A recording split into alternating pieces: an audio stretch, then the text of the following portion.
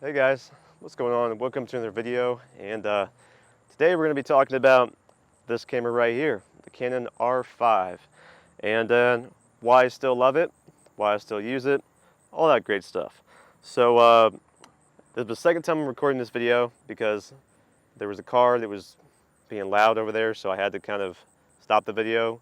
It was just being obnoxious. So moving into the first topic here, the first point, portability. That is a major thing with this camera. Like, portability is great. It's a very small form factor camera. It's not as small as the Sony A series cameras, but it's pretty small. You know, it's a DSLR, but it's not one of those really big, tall Canon cameras that are like $8,000 or something. So yeah, portability is very important for me personally. I can just throw it in a bag and just go and shoot whenever I want to.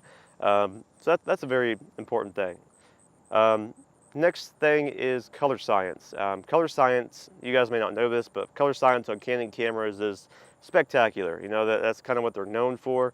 Now, when you guys are watching this video right here, this video has been color graded, so I'm going to take the filter off that I've created for this video, so you guys can see what I am shooting with normally, like straight into the camera. So right here is what a log profile looks like. This is C-Log 3, and yeah, it's pretty flat, pretty bland. It has really no color or barely any at all. But that this is the way that it shoots out of camera, and what this allows for is better dynamic range. And with a full frame camera like this, you can take full advantage of that. So I love this camera for that. Let me put the log back on real quick so you guys can see some color. Okay, 1, 2, 3. All right, so now that we're back in color, let's continue the next topic here. Next bullet point, I guess you would say. The topic is about the Canon R5. I don't know why I'm getting confused on that, but 4K, no overheating. That is a main thing that I use like every time. Like, just 4K all the time. That's what this video is in, and that's what I shoot. So no overheating is very important for me. That's why I spent like a premium on this camera, because I want to shoot at least in 4K with no overheating problems whatsoever. Now, this camera does have the option to shoot in 4K high quality mode, which is downsampled 8K, or shoot in 8K. But of course, you're going to have overheating issues at some point using those modes. Plus, I already tried rendering 8K on my computer, as you guys saw in the previous video, and yeah, it almost like crashed multiple times, and yeah, it's just, I can't use it really. So I think I'll rarely use 8K, but if I need it, it's there. Now, moving on to the next thing. Basically, well, I want to use the 8K as the next topic here, because it's very important to use sometimes. And what I mean by that is you can crop in and not lose like any quality. So say that you have like a timeline that's set in 1080p or 4K. If you shoot in 8K, you can crop in and not really lose any resolution. It'll still be there. So unless you crop in like way too far, and at that point, you're kind of doing something wrong. So, but yeah, next point here is flip LCD screen.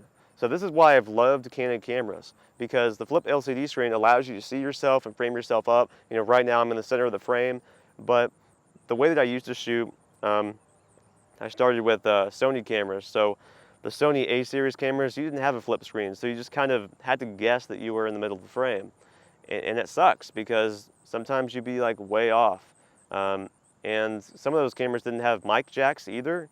The A6000 that I believe I started with did not, and that sucks again. So like, two bad things for that camera, and it's not really viable for vloggers like myself, creators like myself. So I switched to Canon. The first Canon camera I got was a Canon 80D. This was over when I was in Colorado, and I fell in love with the flip screen. The flip screen was awesome.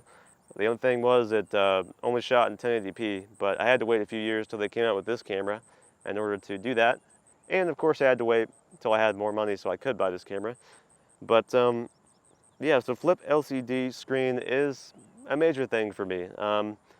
Without a flip LCD, I don't even know like the quality of my videos would suffer. Let's just say that, because I like to know my framing. I like to know where I'm at in there, and yeah, I like to know how much recording time I have left and how long I've recorded and battery life, all that kind of stuff that you kind of need, you know, if you're vlogging. So yeah, yeah. And also this camera does have mic levels on it, so I can check my mic levels in real time, which is very nice. So I know I'm not peaking in my audio.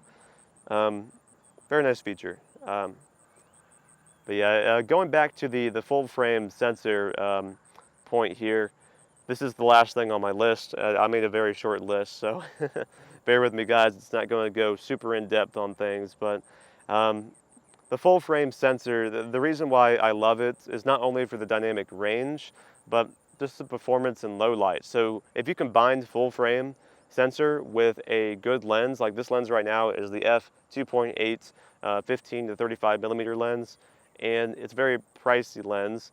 But if you can get it, I would recommend it. It's a very sharp lens. It's a zoom lens, so I can zoom into 35 if I want to for like professional work, but then also zoom out like this for vlog work.